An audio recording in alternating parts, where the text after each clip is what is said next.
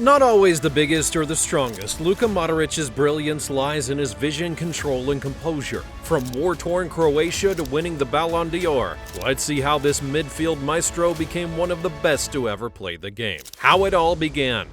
The story of Luka Modrić doesn't exactly start in the grand stadium, nor does it begin from a wealthy background. It all begins in a war-torn region in Croatia in a small village, nestled near Zadar. Luka was born on September 9th of 1985 during the time of political and social instability. Born into war and hardship, his parents had struggled to provide basic needs. The war and lack of food had made him frail, tiny, and weak, but he kept doing what he loved. In the 1990s, Croatia was not a land where dreams came true, and scouts never came looking for prodigies in a war zone, so Luka's talent had to go unnoticed, and many who knew that he had the talent felt that he was too weak and small to be on any teams. Even when the war had ended, the streets were like a desolate wasteland, but Luka kept up all hope. He and other children would use the doors of destroyed buildings as goalposts and play until sunset, and it was at that time that a local football coach would come and discover the talented but frail Luka. Basic became Luka's mentor, and then he was the first person to truly believe in him.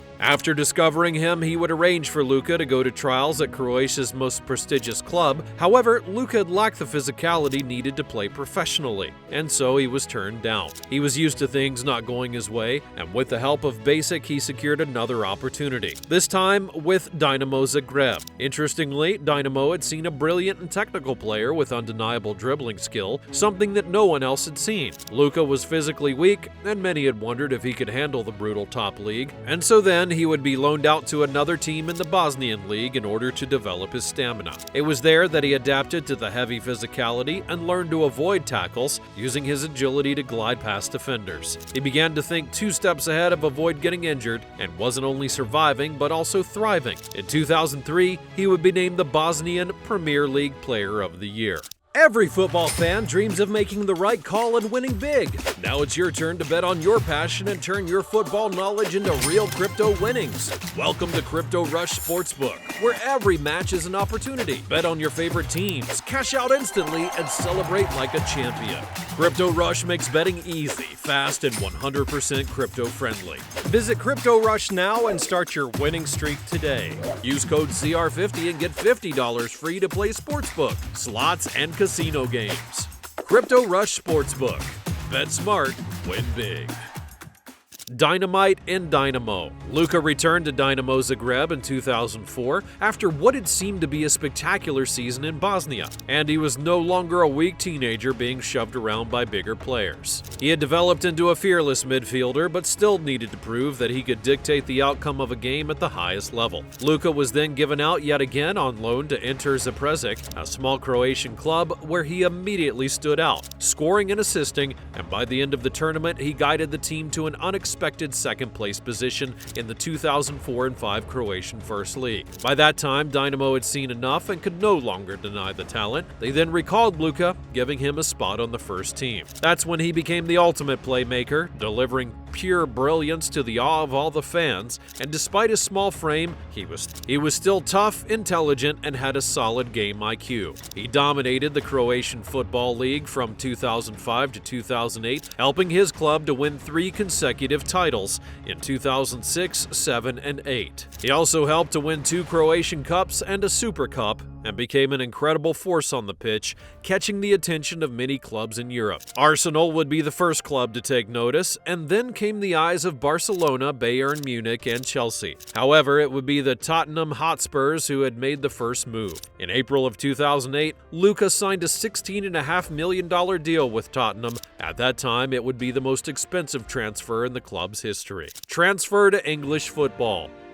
When Luka arrived at Tottenham in the summer of 2008, the expectations were through the roof because it was of his dominant performance at Dinamo Zagreb. He was regarded as the brightest midfield prospect, but nothing had prepared him for the brutal challenge he would encounter in the English League. The transition was anything but smooth. The Premier League was faster in play than the Croatian League and twice as physical, and riddled with the most aggressive midfielders who were taller than Luka. He had struggled to adapt to the relentless pace, and of course, Critics wasted no time tearing him apart. They referred to him as a flop, being too weak and too small, and analysts would claim that he lacked the physicality to survive in the Premier League. And he was already tagged a failure by the British press before he could even find his feet. Even though Tottenham was already off to a disastrous start in the season under their manager, somehow Luka took some of the blame. After just 8 matches, the Spurs were sitting at the bottom of the Premier League table. He then struggled with a knee injury, which kept him out of the games for weeks. Things then began to change when Tottenham fired Ramos in October of 2008 and appointed Harry Redknapp. That decision would save Luka's Premier League career. Redknapp had seen Luka as a weapon not being used to his full potential and moved him into a deeper midfield role where he could dictate the speed of the game while controlling the ball. This small tactical restructure would change everything,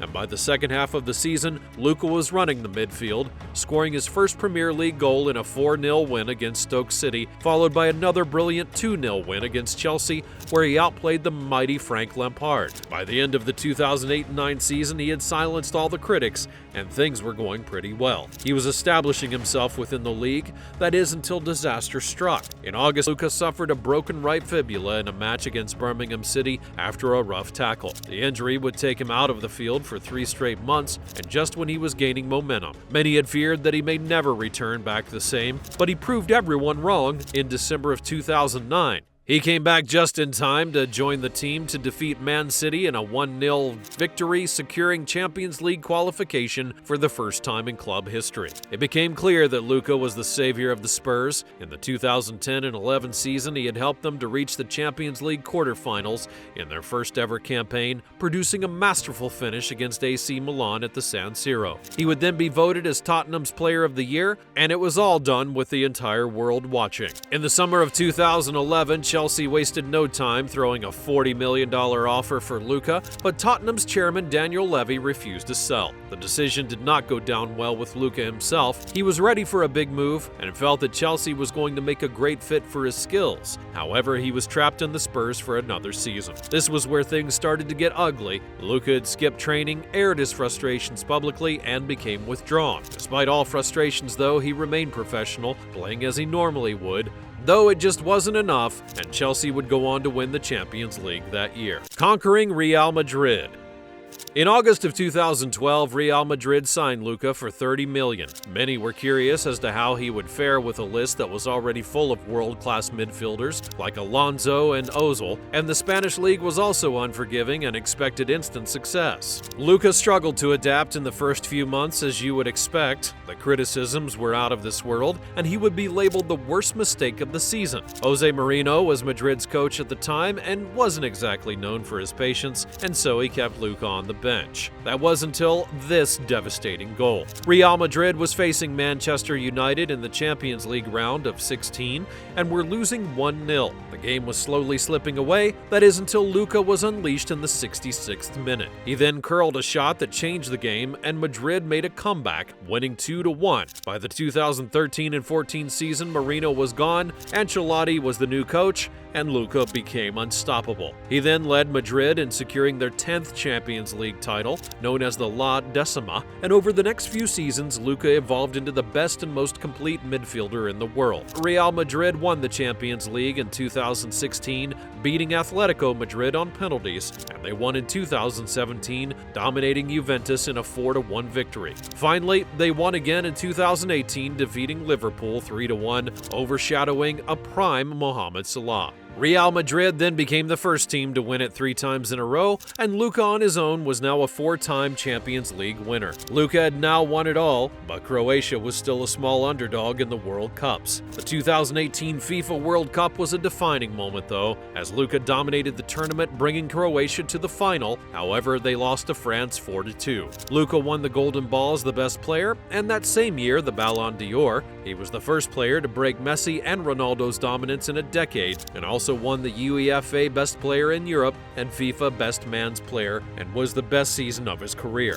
Luka was in his mid-30s and had done it all, breaking records, winning multiple trophies, but it didn't stop there. In 2022, he then led Madrid to another Champions League title, defeating Liverpool once again. While Madrid has had numerous midfielders, none of them has elevated the club to the heights that Luka had, and as of 2025, Luka will be 39 years old, and still plays an essential role in Real Madrid's midfield, delivering unmatched performances not only by skill alone, but also by experience. In July of 2024, he extended his contract with the club until June of 25, which was a long way from 2012 when he first arrived. Luka had greatly influenced the club as well as the league. He's remembered as a war survivor, a brilliant midfielder who rose to the elite levels despite the odds stacked against him, and the best midfielder that the world has ever seen.